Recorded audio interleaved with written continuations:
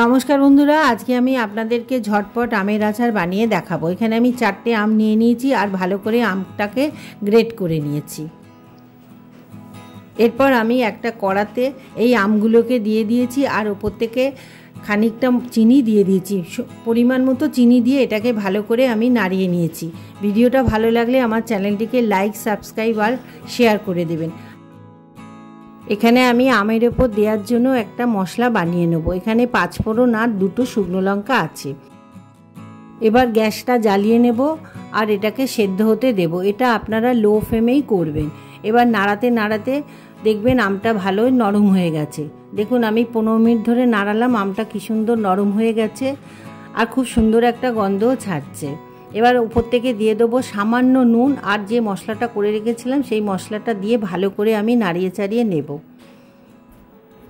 এই আচারটা আপনারা অনেক দিন স্টোর করেও রাখতে পারবেন। ভিডিওটা দেখার জন্য ধন্যবাদ।